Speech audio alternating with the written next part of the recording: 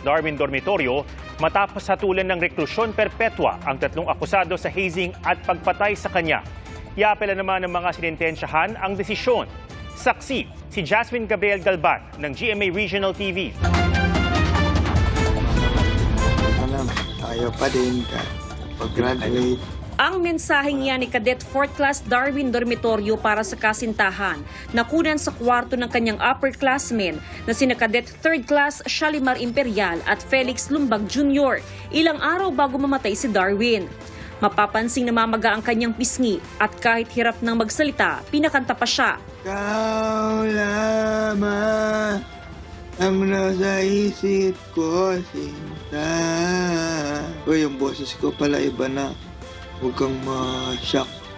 Saka ito, ngipin ko kasi may defector, papacheck up ko pa. September 17, sa loob ng parehong kwarto, nakunan si dormitoryo na hinang-hina habang pilit na nag-exercise. Hirap na hirap din siya habang nagsusuot ng medyas. Nang sumunod na araw, dinala si dormitoryo sa PMA Hospital. Nakasaad sa medical certificate na puno siya ng pasa sa dibdib, tiyan, tagiliran at likuran.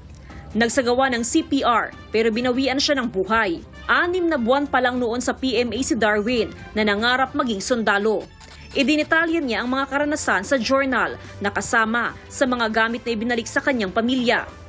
Sa isang punto, isinulat niyang minsan ay parang takot na silang gumalaw kapag nandyan ang kanilang bodies. Baka konting galaw lang daw ay nakakatanggap sila ng pananakit. Binanggit din niya ang paghampas sa mukha ng isang Cadet Imperial. Sa August 6 entry, nakalagay na naisip na raw niyang mag-resign.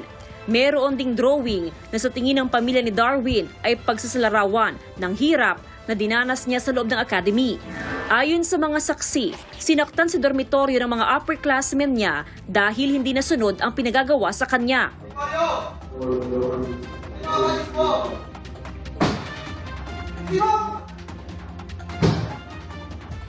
Matapos ang 5 taong pagdinig sa kaso, kaugnay sa pagkamatay ni Darwin, are found guilty beyond reasonable doubt.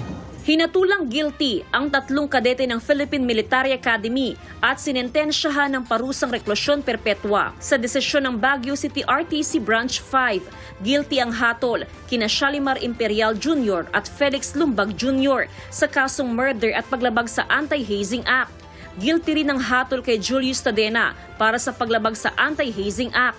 Pinagbabayad din ng tig 3 milyong piso na danyos sina Lumbag at Imperial, habang 2 milyong piso naman mula kay Tadena.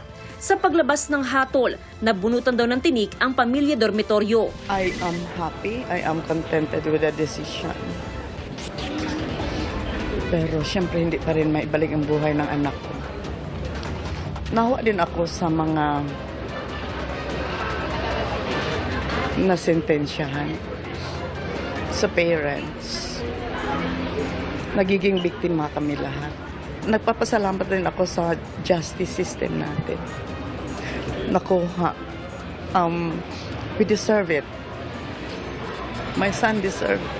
Nakatakdang umapila sa Court of Appeals ang kampo ni na Imperial, Tadena at Lumbag. Tumanggi magbigay ng pahayag ang mga kaanak ng 3. Para sa GMA Integrated News, Jasmine Gabriel Galban ng GMA Regional TV, ang inyong saksi.